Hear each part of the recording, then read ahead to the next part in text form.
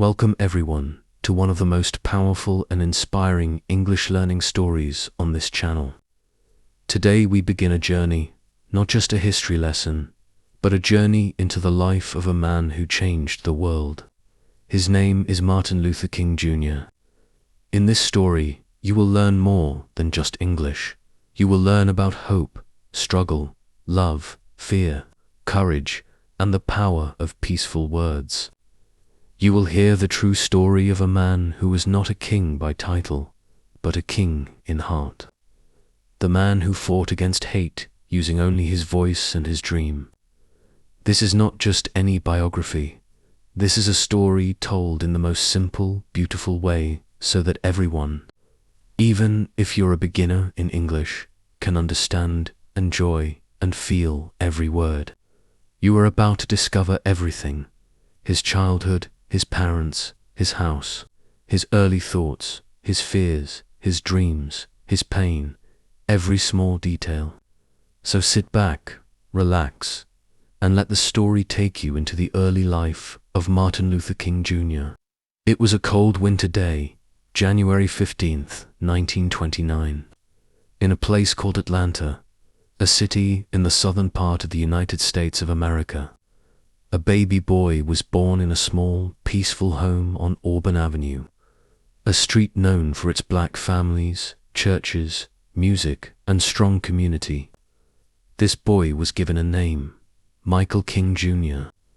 Yes, you heard that right. He was not originally called Martin. His name was changed later by his father, but we'll talk about that soon. The house was small but warm. The family didn't have a lot of money, but they had something more important: love, respect, and strong faith. Martin's father was Michael King Sr., a strong, serious, and deeply religious man. He was a Baptist preacher, a man who spoke in church and taught people about God, truth, and justice.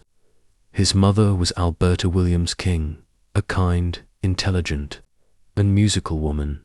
She was a teacher, a pianist, and full of calm strength.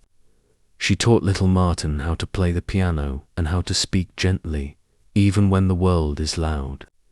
Both his parents were deeply spiritual. They taught him not to hate, but to love, not to fight with fists, but to fight with wisdom. The name change: when Martin was around 5 years old, his father Michael Sr. traveled to Germany. There he learned about a man named Martin Luther, a Christian reformer who stood against wrong teachings in the church hundreds of years ago. Inspired by this brave man, Michael Sr. returned home and changed both his own name and his son's name from Michael to Martin Luther King. So from that day, the little boy became known as Martin Luther King Jr. Martin was a curious child. He always asked, why? Why are people poor? Why do some children go to better schools than others? Why can't I play with white children? Yes, at a very young age, Martin noticed that the world was not fair. When he was only 6 years old, something very painful happened. He had a white friend. They played every day. But one day that boy's parents said, "You can't play with Martin anymore. He's colored." Martin didn't understand. He went home and cried. His parents explained gently, "Martin, in this country, black people and white people are not treated equally. It's wrong, but it's the truth." That moment broke his heart, but it also opened his eyes. Martin lived in a 2-story wooden house with his grandparents.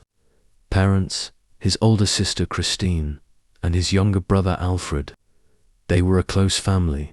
They ate meals together, prayed together, and laughed together.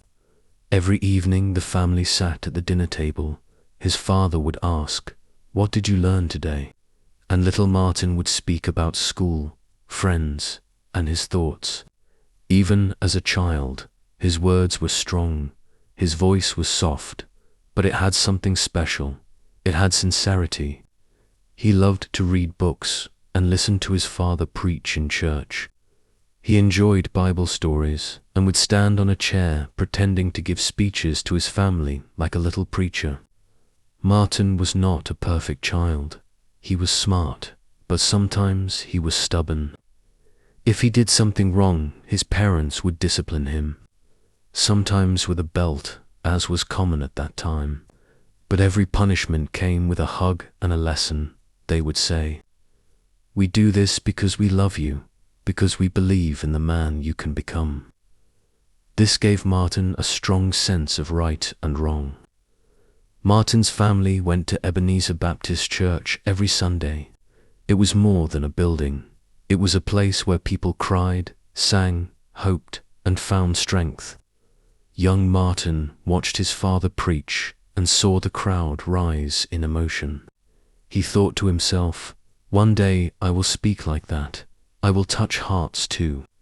The rhythm of the church songs, the words of the Bible, the energy of the crowd, all of this became part of Martin's soul. Martin started school earlier than most kids at age 5. He was very intelligent, so he skipped 9th and 12th grade, which means he went to college at just 15 years old. But even as a student, he felt the pain of racism. He couldn't use certain libraries. He had to sit at the back of the bus. He saw signs that said, "Whites only," on water fountains, restaurants, and schools. These things made him angry, but he didn't scream. He watched, he thought, he listened, he told himself, "One day I will change this." As Martin grew older, the world around him became more difficult to ignore. The pain of segregation wasn't just in his childhood anymore. It followed him everywhere. But something inside him was changing. He was no longer a small boy who asked, "Why can't I play with them?" He was now a teenager, quietly observing how the world treated people like him. By the time he was 13, he had already decided, "This is not right, and I must do something about it." He had seen his father stand up to white men in public without fear, and that image stayed in his heart. Once they were shopping for shoes, and the white storekeeper told them to move to the back of the store because they were black. Martin watched as his father firmly said, "We'll either buy shoes sitting here, or we won't buy them at all." They left the store without buying anything. That moment lit a fire in Martin's young heart, not a fire of hate, but a fire of pride, courage, and quiet strength. At just 15 years old, Martin skipped grades and entered Morehouse College in Atlanta, a college only for black men at that time. It was a place where young black boys were trained to become leaders. Imagine this, most 15-year-olds are still in school. But Martin was already in college, walking among men much older than him. In the beginning, he didn't plan to become a preacher like his father. He wanted to become a doctor or a lawyer. He felt religion was too emotional and didn't answer all the questions of the world. But something happened inside him while at Morehouse. He started reading the words of powerful thinkers and writers. He read the Bible again, but this time with deeper eyes. He read books by philosophers like Plato, Aristotle, and especially a man named Mahatma Gandhi, whose non-violent fight for India's freedom deeply touched Martin's soul. He began to see that words, peace, and moral strength were stronger than fists or guns. Slowly, the desire to serve, to guide, and to change the world through words began to grow in him. And by the end of his time at Morehouse, Martin had made up his mind. He would become a minister, just like his father and grandfather, but with his own voice, his own ideas, and his own way of walking the path. After finishing Morehouse, Martin went to Crozer Theological Seminary in Pennsylvania. Now, this was the first time he truly lived among white students, and it wasn't easy. Most of them were polite, but Martin always felt a quiet wall between them. He was a brilliant student. He read everything: the Bible, theology, philosophy, poetry. He even started studying psychology to understand how the human mind works. He was serious, but not cold. He laughed, he played, and he even won awards for being the most outstanding student in the class. But behind his success, he was still trying to find his true voice. He once wrote in his diary, "I have a deep urge to serve humanity." This was not a boy playing church. This was a man searching for the best way to heal a broken world. He didn't want to just preach in a church. He wanted to touch people's souls.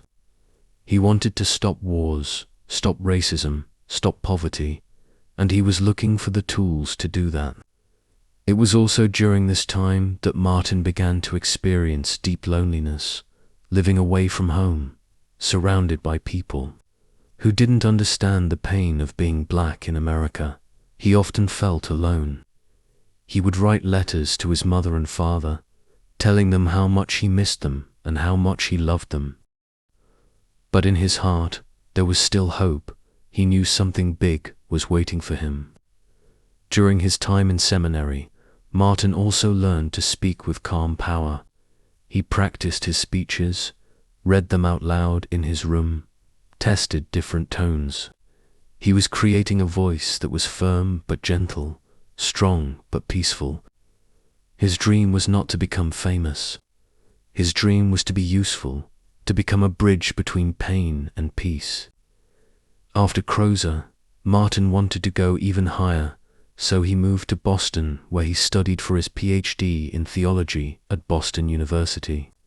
Boston was very different from the South. The racism was not as loud, but it was still there in small, hidden ways. In Boston, something very special happened. He met the woman who would change his life forever. Her name was Coretta Scott. She was a young, beautiful, educated woman who studied music at the New England Conservatory. She was smart, confident, talented, and full of grace. Martin was drawn to her not just because of her beauty, but because of her mind and heart. She cared about civil rights. She believed in peace, justice, and human dignity, just like Martin.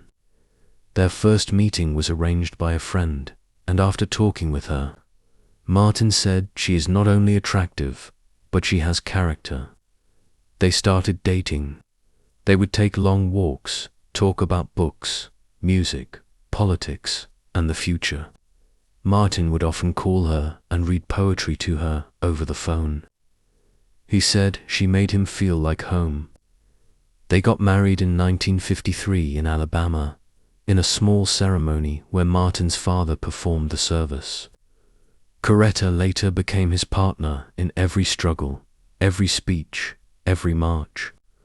She was not just his wife, she was his equal, his strength, and his silent warrior. While working on his PhD, Martin also worked at churches, gave sermons, and helped people who were in need. He believed that faith was not just about praying, it was about acting. He often told people, "If I cannot do great things, I can do small things in a great way." He finished his PhD in 1955, becoming Dr. Martin Luther King Jr., and soon after, he became the pastor of Dexter Avenue Baptist Church in Montgomery, Alabama. It was a small church, but his voice was growing. He was only 26 years old, but when he stood in the pulpit and spoke, people felt something powerful. He didn't shout, he didn't beg. He spoke with rhythm, with honesty, with passion. People began to say, "There is something different about this man. He is going to lead us somewhere new." And then something happened in Montgomery that would change Martin's life and the entire world forever. One day, a black woman named Rosa Parks refused to give up her seat to a white man on a segregated bus. She was arrested. This small act of courage became a spark. Black leaders in Montgomery came together and said, "We need to fight this injustice. We need a leader, someone young, educated, calm, and brave. They chose Martin. It was not something he planned. He had only just arrived in the city, but destiny was calling and Martin said yes. From that moment, Martin's journey as a civil rights leader truly began. But he was not ready yet for the storms that would come. He had no idea that soon people would threaten his life, his family, and everything he loved. But still, he stood strong, because he believed deep in his soul that non-violence, love, and truth were stronger than fear, bullets, or hate. Martin didn't ask for fame. He didn't chase attention. But sometimes, history doesn't wait for people to be ready, it chooses them. And when Rosa Parks refused to give up her seat in December 1955, history knocked on Martin's door. At just 26 years old, he stood in front of a crowd in a church filled with black men and women, many of them scared, angry, and tired. Tired of being humiliated every single day, tired of sitting at the back of the bus, drinking from separate fountains, using separate bathrooms, and being treated like second-class citizens. They didn't want violence. They wanted dignity. They wanted to be heard. And Martin, calm, confident, young but wise, stood up and said words that would echo through time. If we are wrong, justice is a lie. If we are wrong, then the Constitution of the United States is a fake. If we are wrong, God Almighty is wrong. The people in the church didn't just listen. They stood up and clapped. They cried. They nodded. In that moment, a leader was born. A leader who didn't carry weapons. A leader who carried truth in his voice and love. In his heart, the Montgomery bus boycott began the next day. For 381 days, more than a full year, black citizens of Montgomery refused to ride city buses. Think about that. Imagine walking to work, to school, to church every single day, through cold mornings, rainy days, and hot afternoons. Imagine mothers walking miles with heavy bags of groceries, grandmothers with sore knees still refusing to sit on those buses, fathers coming home from 12-hour shifts and walking 2 more miles just to say, "I did not ride today." That's how serious they were. They were not just walking. They were making a statement. We will no longer accept being treated like less. And behind all of it, guiding, planning, inspiring, was Martin Luther King Jr. But leading this movement was not easy. It came with a heavy price. Just a few weeks into the boycott, Martin received a call late at night. A man's angry voice said, "If you're not out of this town in 3 days, we're going to blow your brains out and blow up your house." Martin put down the phone. His hands were shaking.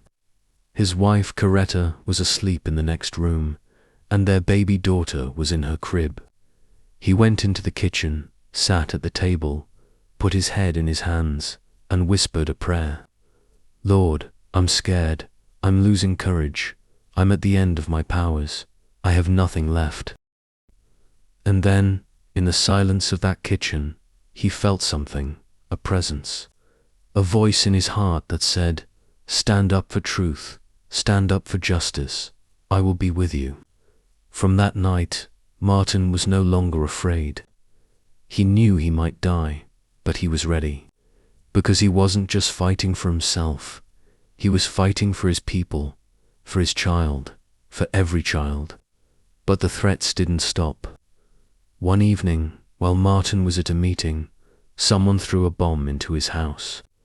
The blast shook the walls, shattered windows, and sent smoke rising into the sky. Coretta and the baby were inside miraculously. They survived. When Martin rushed home and saw the crowd gathering outside, police everywhere, his heart dropped. But when he saw Coretta holding their baby safely, tears filled his eyes. People were angry, ready to fight. Some had brought guns. But Martin stood on the broken porch of his house and raised his hand. He said, "We must meet hate with love. We must meet violence with non-violence." And the people listened. They put down their weapons, because their leader had reminded them, peace is power. The boycott continued day after day. Martin gave speeches, organized carpools, answered threats, and held people together. He was arrested, he was fined, he was called names in newspapers, but he never gave up. He walked when others walked. He prayed when others lost hope. Finally, after over a year of walking, suffering, and standing strong, the Supreme Court ruled that segregation on buses was a legal victory. The people cheered, danced, hugged each other in the streets, but Martin didn't just celebrate. He warned them, this is not the end, this is just the beginning. And he was right. After Montgomery, Martin became a national figure, but with fame came danger. His every move was watched. The FBI, under Jaed, Edgar Hoover, began spying on him. They tapped his phones, followed him around, even tried to break his marriage by sending threatening letters. But Martin refused to be broken. He kept moving forward. He traveled across America, preaching about love, justice, and non-violence. He met with presidents. He sat in jail cells. He led marches. He hugged mothers whose sons were killed. He spoke to crowds of thousands, always reminding them, hate cannot drive out hate. Only love can do that. By the early 1960s, Martin had become the face of the civil rights movement. He helped create the Southern Christian Leadership Conference, SCLC, an organization that trained young people to fight with peace, not fists. He led campaigns in cities like Albany, Birmingham, and Selma. Each time, he faced dogs, fire hoses, police batons, jail time, and still he smiled, still he walked, still he spoke. One of the most powerful moments came in Birmingham, Alabama, when he and young black children marched peacefully, and police turned water cannons and dogs on them. The images shocked the world. How could anyone attack children? Martin knew this pain was needed to open people's eyes, and it worked. The world began to listen. People in other countries started supporting the movement. The pressure was growing. Then came the moment that defined everything. August 28, 1963, the March on Washington for Jobs and Freedom. Over 250,000 people gathered in Washington, D.C., black and white, young and old, hand in hand, waiting to hear Martin speak. The sun was hot, the air was heavy, but when he stepped up to the microphone, something magical happened. His voice was calm at first. He talked about injustice, about the broken promises of America. But then someone behind him, a singer named Mahalia Jackson, shouted, "Tell them about the dream, Martin." And he did. He spoke words that shook the soul of a nation. "I have a dream that one day little black boys and black girls will join hands with little white boys and white girls as sisters and brothers. I have a dream that one day every valley shall be exalted, every hill and mountain shall be made low. Free at last, thank God Almighty, we are free at last." The crowd exploded in cheers. People cried, people hugged. That speech wasn't just words. It was hope in human form. It wasn't just about race. It was about freedom, dignity, and unity for all. But after the dream came reality, more jail time, more threats, more struggle. In 1964, Martin won the Nobel Peace Prize, the youngest man ever to receive it at that time. But instead of relaxing, he used the money to support the movement. He started to speak out not just about racism, but also poverty and war. He said, "What good is having the right to sit at a lunch counter if you can't afford to buy a burger?" He began to fight for the poor black, white, Native, Hispanic all people suffering under inequality. By now, the entire world knew who he was, but with great recognition came even greater pressure, danger, and responsibility. His face was on television screens, his words were printed in newspapers, his name was written in history. Yet he was still a man, a husband, a father, a dreamer. At home, his family life continued to be filled with love, but also fear. His wife, Coretta Scott King, often stayed awake at night, listening for unusual sounds, terrified of another bomb or attack. Their children, Yolanda, Martin III, Dexter, and Bernice were growing up in a world where their father was both a hero and a target. Every time he left the house, there was no guarantee he would return. But Martin, even with this constant fear, remained calm. He had trained his mind to stay focused, to keep going no matter what. During this time, King expanded his fight for justice beyond the South. He began addressing housing discrimination in the North.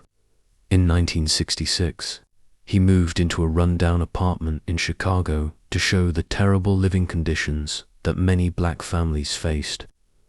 The apartment was cold, the windows were broken, and rats ran across the floor. King lived there on purpose to understand their pain, to feel their struggle, and to wake up the world. He marched through the streets of Chicago, where angry crowds screamed at him. People threw bricks and rocks. One of those bricks hit him in the head. He bled, he staggered, but he didn't stop. Instead, he straightened up and kept marching. When someone asked him how he could face so much hate, he simply said, "Love is the only force capable of transforming an enemy into a friend." But as King continued his work, not everyone agreed with him anymore. Some younger civil rights activists thought his methods were too slow. They believed in fighting back with force.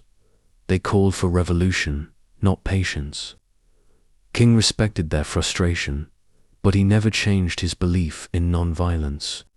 He often said, "Returning hate for hate multiplies hate. Only love can drive out hate." In 1967, King took a bold step that surprised many of his supporters. He spoke out strongly against the Vietnam War. While many leaders avoided the topic, King stood at Riverside Church in New York and delivered a speech titled "Beyond Vietnam." He called America the greatest purveyor of violence in the world today. That line alone caused a political storm. Newspapers turned against him. Donations slowed down. Even President Lyndon B. Johnson, who had once supported civil rights laws, became angry. But King didn't back down. He said, "A time comes when silence is betrayal." That same year, King launched what he called the Poor People's Campaign. He realized that racial equality was only part of the problem. He believed poverty was another kind of slavery, and it didn't care about skin color. Black, white, Hispanic, Native American, millions of people were suffering. So King planned a march on Washington, not just for civil rights, but for economic justice. He wanted to bring thousands of poor people to the nation's capital and camp there until the government took action. But before that could happen, something urgent pulled him to Memphis, Tennessee. In March 1968, a group of black sanitation workers went on strike. They were treated unfairly, paid low wages, and forced to work in dangerous conditions. Two of them, Ekel Cole and Robert Walker, had been crushed to death in a garbage truck. Their deaths sparked outrage. The workers carried signs that read, "I am a man." They demanded respect, safety, and fair pay. King knew he had to stand with them, so he flew to Memphis. But tensions were higher. Previous March had turned violent when some young protesters broke windows. King was heartbroken. He knew that if his movement was going to succeed, it had to stay peaceful. So he returned to Memphis a few days later, determined to lead a non-violent march. On the evening of April 3rd, 1968, King delivered what would become his final speech. He stood at the Mason Temple Church in front of a packed audience. Outside, a storm raged, thunder roared, and rain beat down. Inside, King's voice thundered louder. He spoke with fire, as if he knew the end was near. He said, "We've got some difficult days ahead, but it really doesn't matter with me now, because I've been to the mountaintop. I just want to do God's will, and He's allowed me to go up to the mountain. And I've looked over, and I've seen the promised land. I may not get there with you, but I want you to know tonight that we as a people will get to the promised land." People cried, they cheered, some felt chills run down their spines. It was more than a speech, it was a prophecy. The next day, April 4th, 1968, was calm at first. King was staying at the Lorraine Motel in room 3. That evening, he stepped out onto the balcony to get some fresh air before dinner. He laughed and talked with friends. Then, at 6:01 p.m., a gunshot tore through the silence. The bullet struck him in the face, cutting through his jaw and spine. He fell. Blood poured from his wound. People screamed. Chaos erupted. His friends ran to him, shouting, praying, crying. He was rushed to St. Joseph's Hospital, but the damage was too great. At 7:05 p.m., Dr. Martin Luther King Jr.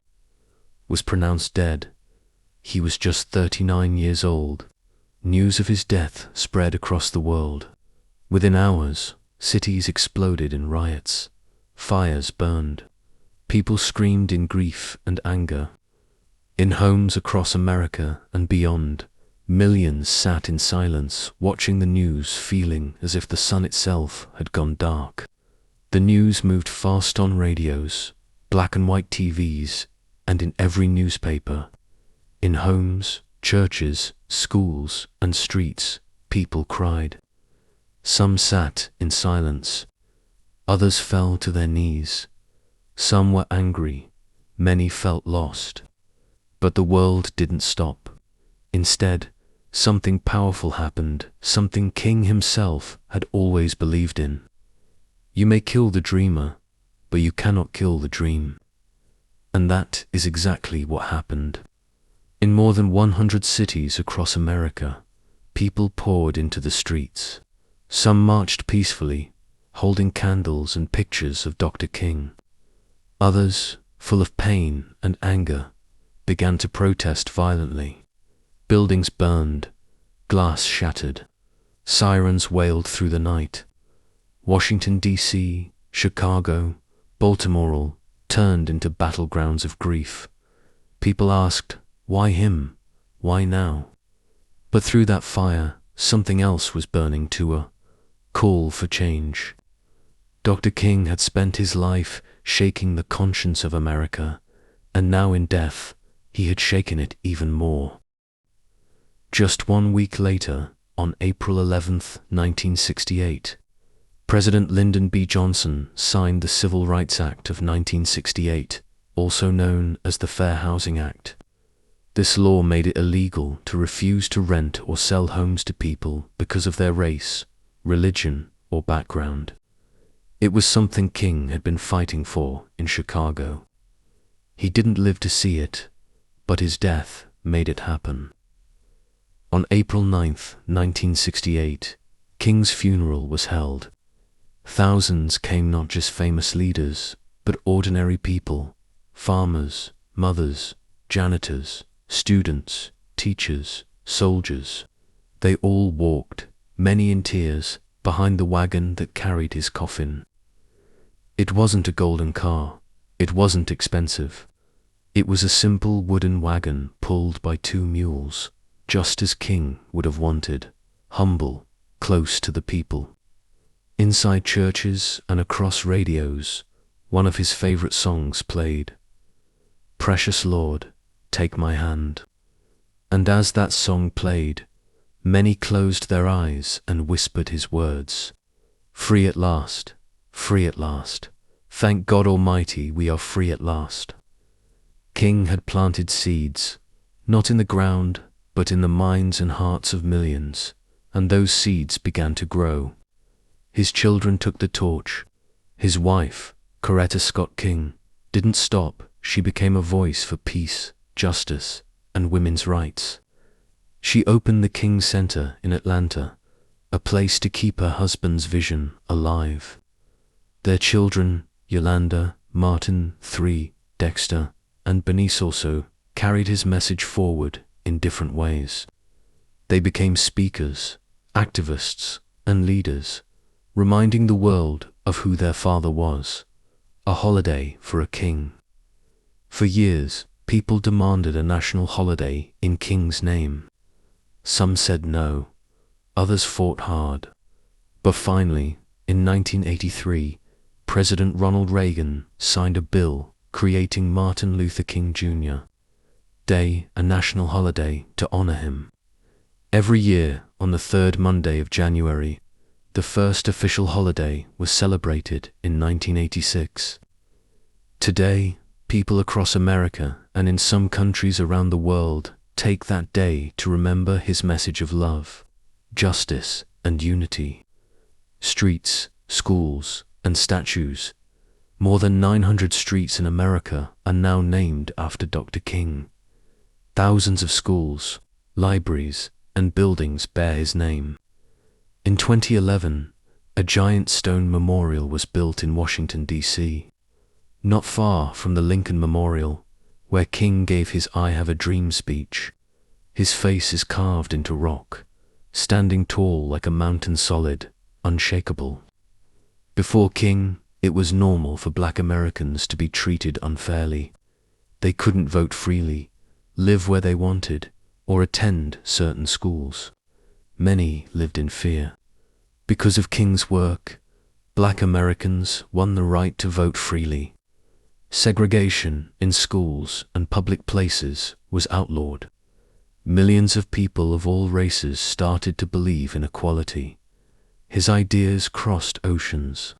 In South Africa, India, and even Europe, people followed his methods to fight injustice. More than 50 years have passed since his death, but Martin Luther King Jr.'s voice still lives. Every time someone chooses peace over violence, every time someone stands up for the weak, every time someone says, "I have a dream," King's spirit is alive. Why his story still matters today. Many young people today never saw King on TV. They never heard him speak live, yet his words still move hearts. Why? Because King was more than a leader. He was a mirror, showing us what we could become if we chose love over hate. He believed in a world where people are judged not by skin color, but by character. Love is stronger than fear. One voice can change a nation. He didn't carry a sword, he carried hope, and hope is the most powerful weapon of all. Martin Luther King Jr. was not just a speaker, he was also a writer. He wrote books to share his ideas, his dreams, and his fight for justice.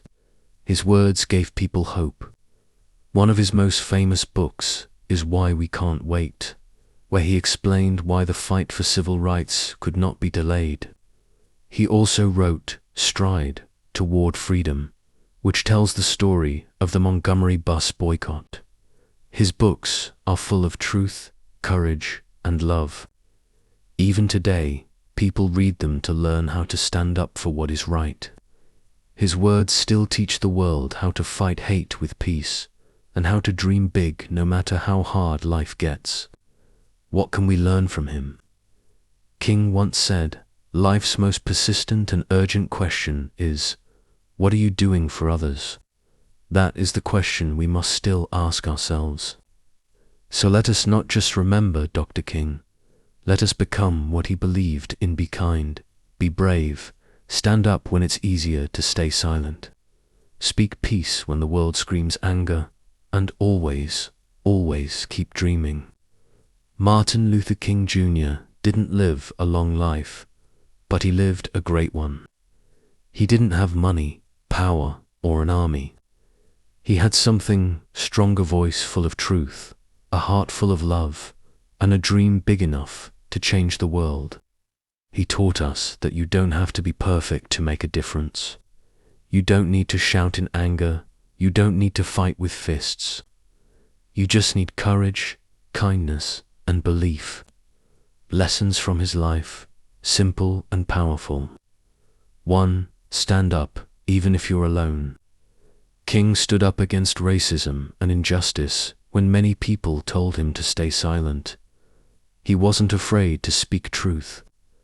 Listen, if something is wrong, don't be silent. Even one voice can shake the world. 2. Fight with peace, not hate. While others chose violence, King chose peace. He believed in non-violence even when people hurt him. Lesson: love is stronger than hate. Peace is stronger than fear. 3. Keep going even when it's hard. He was threatened, he was jailed, he was attacked, but he kept walking, kept marching, kept dreaming. Lesson: when life is hard, don't give up. Keep going. The path to change is never easy, but it's worth it. 4. Dream big, bigger than yourself. His dream wasn't just for himself. It was for every child, every man, every woman, for the whole world. Lesson: have dreams not just for you, but for others, to be a light for those in darkness. 5. Leave the world better than you found it. He didn't live to see all the change he wanted, but because of him, millions now live with more freedom and dignity. Lesson: your life matters even after you're gone. Your words and actions can keep helping others. If Dr. King could speak to you today, he would say, you matter, you are powerful, you have a voice, you can dream, you can rise, you can help others, you can bring light to the darkest places. So don't wait, don't doubt, don't be afraid. The world needs your voice. The world needs your heart. Be the reason someone believes in peace, in love, and in hope again. He said, if you can't fly, then run. If you can't run, then walk. If you can't walk, then crawl.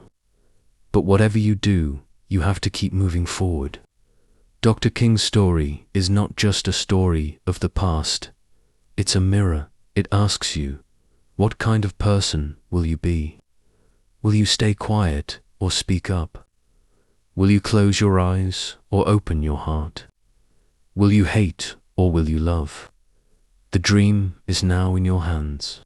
So dream big, live bravely, love deeply, and be the change, just like Martin Luther King Jr. Because one day, someone will tell your story, and let it be a story of hope, kindness, and courage. The story of a person who did not give up, who chose love, and who helped change the world. Let that person be you. This is the end of Martin Luther King Jr.'s story, but also the beginning of your story, my story, our story. Because every time we choose justice, we are continuing his dream. He may have left this world at 39, but in truth, Dr. King never died. He became a voice that echoes forever in the hearts of those who dare to dream. Subscribe to our channel for more inspiring stories and easy English practice. See you next time with another inspiring story. Keep learning, keep growing,